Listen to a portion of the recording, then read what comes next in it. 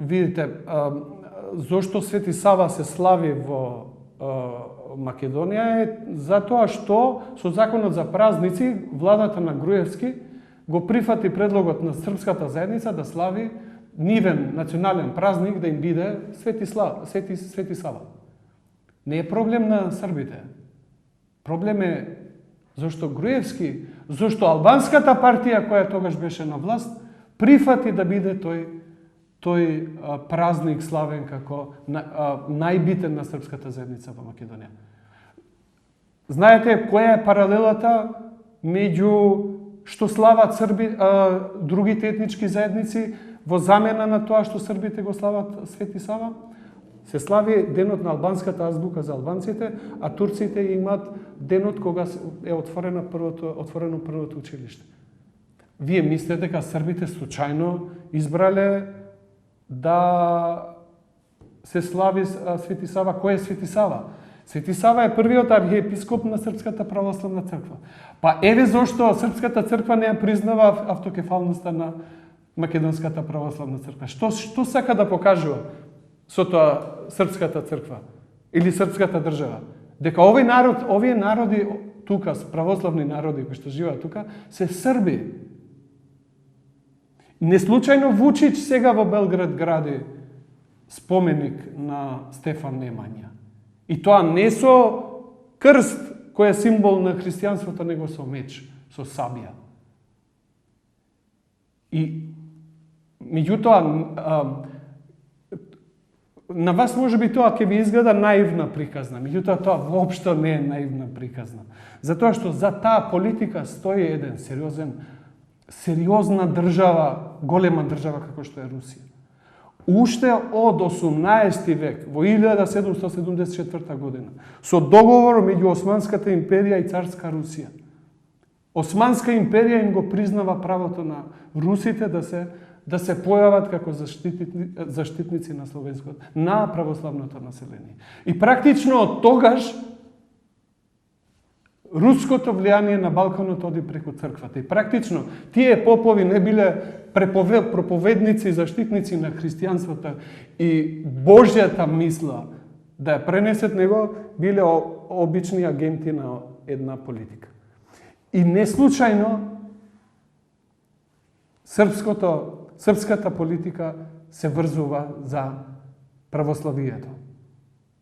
Затоа што србите преку тоа имат асимилирано доста други народи и врз основа на тоа имат изградена национална држава. Пошто на крајот на краиштата сите други народи градат нивната национална држава ја градат врз нивните настани од нивната национална историја, не од зошто верскиот конфликт се крева како национална агенда. Затоа што национална агенда со преку србите не може да претендират на Косово, не може да претендират на Македонија, не може да претендират на Санџак, затоа што таму не живеат срби.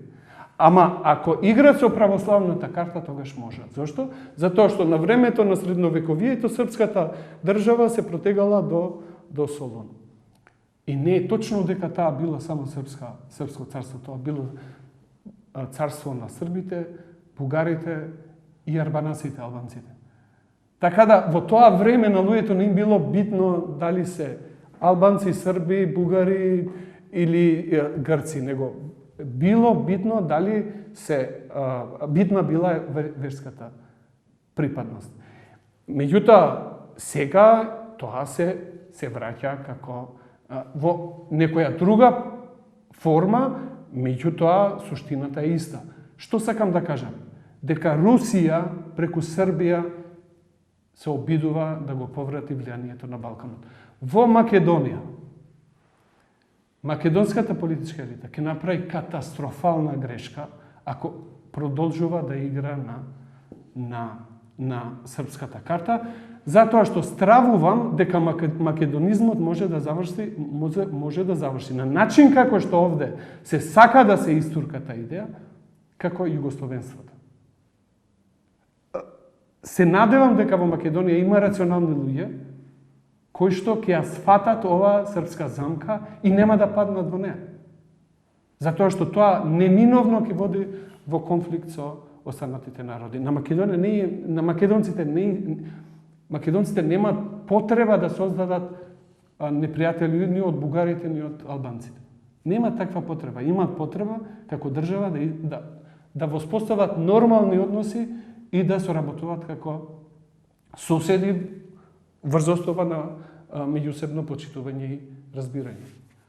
Па не можете вие да имате слободно професионално новинарство во една заробена држава. Во неслободна земја не може да има слободни новинари. Хајде да анализираме каква е состојбата во Македонија. Нели ние видовме како Мијалков им кажува на главните уредници какви извештаи да пишуваат на телевизија. Тие луѓе уште работат по македонските. Во нормална земја тие луѓе немаше да се појават никаде. А не да пишуваат и да се дрзнуваат уште да ни кажуваат приказки како треба да се води ова земја. Ајде да тргнеме од финансирањето. Кој ги финансира медиумите?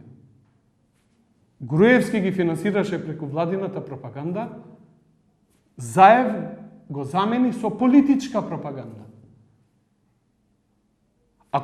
Ако Груевски даваше јавни пари за да им каже на граѓаните колку се тие успешни во нивното владење, сега Заев за време на изборната кампања дава милионски суми на медиумите преку политичките партии да покажат колку убави програми тие имаат пред граѓаните, на некој начин да ги ловат како потенцијални гласачи. Мене не ми е проблем што тие треба да прават пропаганда. Меѓутоа не може таа пропаганда да се плати со јавни пари, со мои пари.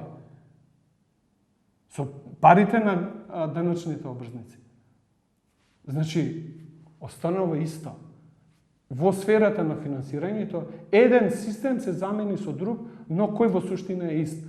Да се влие, да се контролира уредувачката политика или клиентелистичките односи на медиумите со политиката. Тогаш директно со владата, сега оде преку партиите, владините и опозицијските партии. Ајде да видиме која е состојбата на безбедноста на новинарите. ПС, ја кога напуштив Сдруженијето на новинарите, имаше над 50 напади физички и вербални напади на новинари. Уништување на имот на новинари, коли, куќи, гаражи запалени. Знаете дека минимален број, символичен број од тие напади се расветлени.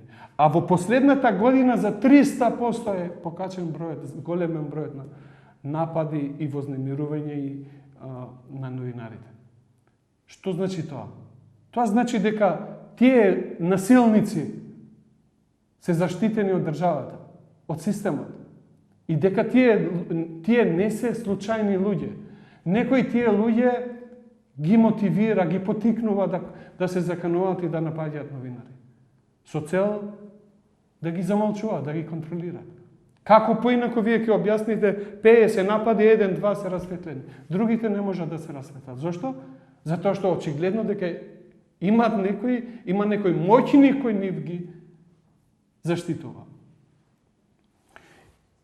И ако медиумите се финансирани на коруптивен начин од политиката, и ако новинарите се небезбедни во нивната работа, какво професионално новинарство вие очекувате во Македонија? Па вие гледате дека, јас тоа и во друга прилика сум рекол, граѓаните на Македонија се изложени на информативен терор од највлијателните медиуми во Македонија. Па вие гледате дека политичките партии дневно по 5-6 пресконференции организираат. Во која друга држава највлијателните медиуми ги пренесуваат тие приказки? 5 пресконференции на политички партии. Секој ден бомбардирани со политичка пропаганда. Каде улогата на филтерот на медиумите, да рече, чекајте? Партиите имаат легитимно право да се наметнат на медиумите со нивна агенда. Меѓутоа, медиумите треба да бидат филтер. Таа политичка пропаганда да не продере кај граѓаните, туку ако некогаш приметува дека се работи за спин, да да направат контраспин, да ја превртат приказната во интерес на граѓаните, за да не бидат злоупотребени и манипулирани од политиката. Тоа го немате. Во Македонија, ако некој политичар од власта и опозицијата рече дека волот лета, во македонските медиуми ќе се пренесе тоа дека волот лета. И после вие ме прашувате дали македонските новинари се професионалци. Апсолутно, вие не можете. Знаете, слободни медиуми има во слободни земји. Вие мислите дека Меркел, како премиер на Германија, нема моќ да влијае и да ги контролира германските медиуми? Сигурно има 1000 пати повеќе моќ од Заев да го направи тоа. Ама не го прави. Знаете зашто не го прави? Затоа што верува во демократските принципи, верува во слободата на медиумите. Затоа што сте свесни дека во демократскиот процес слободните медиуми се суштински за функционирање на една демократија. Ако граѓаните не бидат информирани навремено, квалитетно, точно, не можат тие да изградат одговорни ставови за нив, но и за земјата во која живеат. Има многу причини, не е само една причина. Ако таа југословенска држава успеала да создаде една структура кај словенското население која уште пати по тоа југословенство и е врзана со интересите на Србија, исто така и кај албанците создадоа нивни пајташи. Значи, ние не смееме да замижиме пред фактот дека има албанци и тоа кои што земаат одговорности во политиката и другите области кои што се уште негуваат односи со Белград. Што беше предлогот на Тачи да се размена на територии меѓу Косово и Србија? Што е политиката на Еди Рама, кој што Јужна Албанија ја има претворено во масовна гробница, каде што грчките полицајци или грчката политиката му бара коски на грчките војници. Што е тоа? Тоа покажува дека политичката елита не во Скопје, туку во Тирана и Приштина уште се контролира од Белград, а преку Белград нормално иде на кај Москва. И ова не можеме ние да го повеќе да занижиме пред овој факт. Таа политика е многу вешта. Ќе ви илустрирам со еден пример. Црвенковски во 93-4 година одбиваше во Тетово или во Скопје да се отвори педагошки факултет. Да се отвори факултет каде што ќе се образува наставници за училиштата на албански јазик во основно и средно образование. Против бе. Во 2002 година се согласи да се отворат 3-4 колку има универзитети сега. Знаете зашто? Затоа што на Црвенковски и тие што стојат за Црвенковски не им беше битно албанците да се образуваат. Туку да произведуваат неписмени, функционални неписмени, функционални аналфабети. И тие функционални аналфабети денеска ги имаш во политиката, ги имаш во парламентот, глумат министри во владата на Македонија, глумат градоначалници, а не се тие. И вие сега ме прашувате зошто молчи, а кој од овие луѓе кои што се произведени од една пропаганда можат да се борат против таа пропаганда, кога тие се производ на таа пропаганда. Ја не велам дека сите тие луѓе но на еден или друг начин, ако некој албанец сака да земе диплома, да има универзитетска диплома, без да оди на факултет, тој прифатил да биде жртва или заложник на таа политика. Што мислите вие? Дека системот не знае дека тој албанец има земено купена диплома?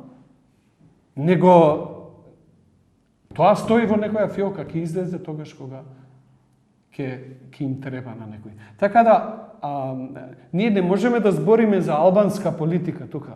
Овде има некои луѓе кои што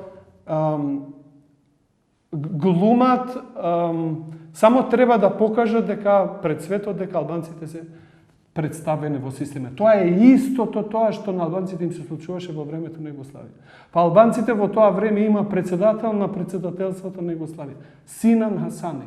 Барем некој мислеше дека Синан Хасани има некакво влијание во југословенската политика. Колку што имаат овие денеска министри или лидери на политички партии на албанците во Македонија. Така да, тоа е се една шарена лага, меѓутоа вие не можете да ги обвините само таа пројугословенска или просрпска политика. Тука треба да преземат одговорност и самите албанци. Значи, албанците не успеваат да ја предизвикаат таа политика во нивното делување. Не само што не ја предизвикуваат, него стануваат дел од на некој начин ја промовираат и помагаат таа да оживее во овие простори. Мислам дека Заев е од ретките македонски политичари кои знае да даде такви храбри изјави и да донесува храбри политички одлуки. Тоа го покаже и со договорот што беше постигнат со Грција. Меѓутоа, Заев мислам дека или во тоа интервју немаше доволно време да го појасни тоа, зошто кажа така.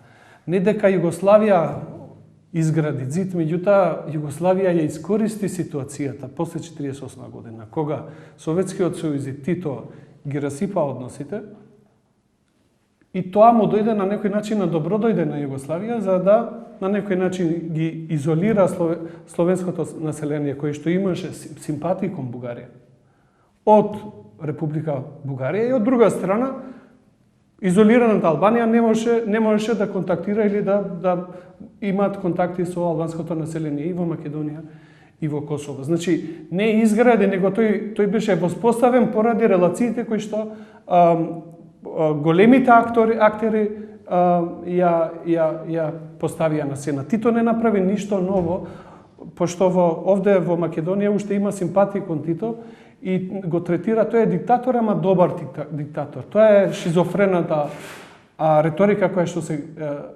користи во Македонија. Значи, тој има добри и лоши диктатори. Тој бил од тие добрите диктатори. Што направи Тито? Тито ништо не направи, освен што го спроведуваше договорот од Јалта меѓу Сталин, Черчил и американецот. Југославија беше поделена по влијание 50-50 и Тито стрикно се придржуваше на тој договор. Никој не спори дека Тито беше вешт политичар. Меѓутоа, од него да направиш ангел е најголемата глупост, пошто ни во Македонија, ни во Србија, никој не сака да збори за злосторствата што се направени за време на владењето на Тито. Никој не збори дека во текот на тоа владење на колку беше 45 години, дека словенското население во Македонија, кое што имаше симпатии кон Бугарија, беше третирана не беше третирано добро. Па не случајно во тој период 200 до 300 илјади албанци беа истерани од Македонија, од Косово. Иселени во Турција. Значи, оние кои што денеска ни го фалат Тито, мора да ја знаат и другата вистина за да сфатат дека ние што не го сакаме, има причина зошто не го сакаме. Затоа што во текот на владењето на тој режим, на некои народи им е направена голема неправда.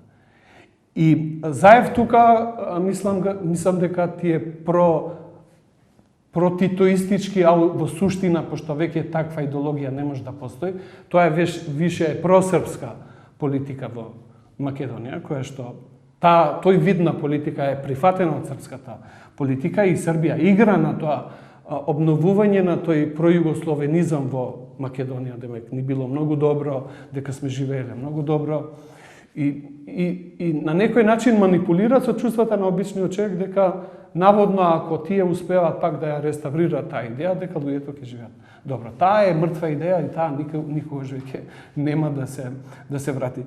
На крајот на краиштата, ако навистина таа идеја беше добра, југословенството, Па како се случи самите словени да ја напуштат таа творба? Па од словенците, хрватите, босанците, црногорците, македонците. Па како тогаш, ако беше толку добро во тоа Југославија, зашто со војна дури одредени словенски народи се одвоија од таа Југославија. Тоа се реликти од тоа време. За жал во Македонија тие се уште се мокни и ја контролираат, имаат силно влијание. Она што Заев не може да ја истурка или да ја предизвика ова политика е што, или најголемиот хендикеп е што македонската опозиција никогаш не била досега по-просрпска од осамостојувањето на Македонија. Груевски замина, меѓутоа ги остави неговите пајташи. А од друга страна, Заев има и силно просрпско влијание во самата партија. Во вакви констелации на односи Заев, мислам дека на Заев му се врзани рацете и мислам дека тешко може да ја победи ова политика која што денеска практично владее со Македонија. Истата структура е ние или не сакаме да прифатиме, или не се правиме дека не знаеме, дека таа структура од 45-та до 90-та година, која што владееше со овој простор, со оваа земја, изгради такви структури, посебно во безбедносниот систем, во академијата, во медиумите, во сите стратешки области на општеството, каде што постојано ја фураше таа теза дека македонскиот или дека македонците се загрозени од бугарите и албанците. Зошто? Затоа што ако е тоа така, ако македонците, ако словенското население е загрозено од бугарите од една страна и од албанците од друга страна, тие се незаштитени. Тогаш нормално некој треба тука да доаѓа на испомош и да ги спасува. А кој е тоа? Тоа е Србија. Затоа што Србија, освен на таа карта, не може повеќе на што да игра. Затоа што овде колку има? 20-30 илјади Срби. На таа карта, етничка карта, не може да игра. Меѓутоа, ако игра на картата дека останатото население, словенско население е загрозено од некого, а Србија тука да се појави како фактор кој што ќе ги заштити нив, тогаш веќе има приказна. И таа приказна, гајана 45 години, таа има фатено корен во Македонија. И тешко ви е на тие луѓе кои што 45 години од училиште па до работа, па до изградени како личности, вие не можете преку ноќ со тие луѓе да ги убедите дека тоа не е баш така. Меѓутоа, и на крајот на краиштата, Љупче Георгиевски збори така затоа што тој беше, на него му беше извршено практично, беше симнат од власт со типични полициски удбашки методи. Прво, изби аферата за прислушување, се сеќавате кога Црвенковски излезе, покажа дека македонската полиција ги прислушувал граѓаните, дури и странските амбасади.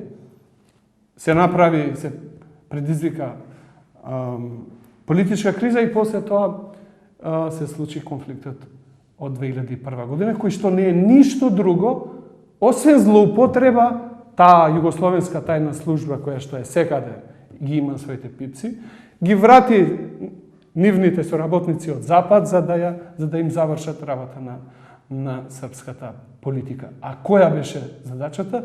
Да не му дозволат на Љупче Георгиевски и на Арвен Џефери да ја отворат Македонија и кон Албанија и кон Бугарија. Македонизмот овде како што се промовира во Македонија не може да се развие и не може да се ситуира ако не изгради нормални односи со сите соседи. Со ваква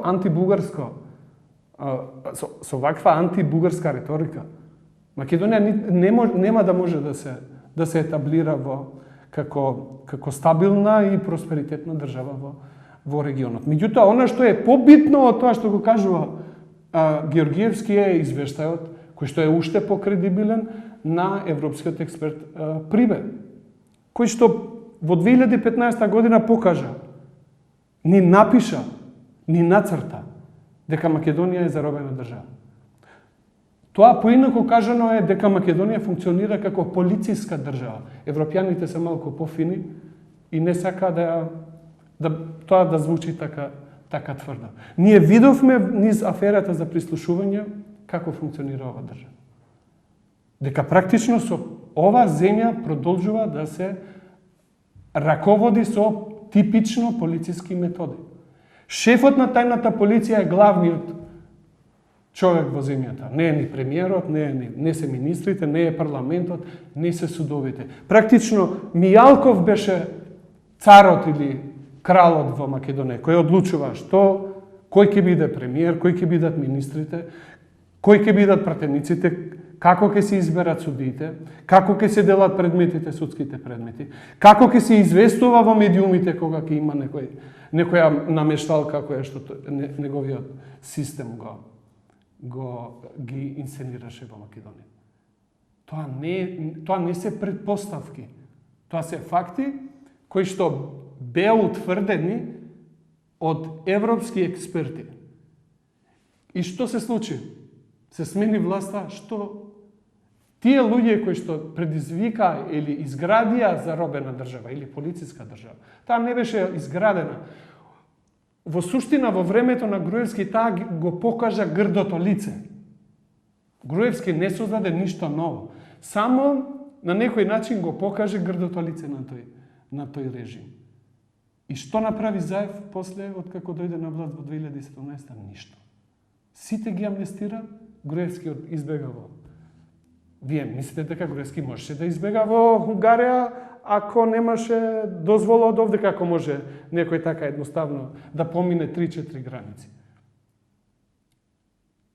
Како може сите тие луѓе кои што беа вклучени во таа афера за прислушување, некои предмети ќе застарат, некој нешто ќе се, можеби некој ќе се осуди, па ќе се влече апелација со години, практично прават филм пред граѓаните дека некој нешто ќе одговара, а никој нема да одговара. Знаете зошто? Затоа што тие луѓе ја игра играта на длабоката држава, таа полициска држава. Затоа што тие луѓе не беа надвор од контрола. Не можете вие за сето тоа што го направи Груевски да го обвините само Груевски. Груевски беше еден човек. Тоа што го направи Груевски, го направи режимот кој што беше изграден во Македонија. А тој режим уште е жив во земјата. И се додека ние не го расформираме тој насилнички полициски, таа насилничка полициска криминална структура, ова земја не само што нема да се интегрира во Европската унија, него ќе има проблематична иднина.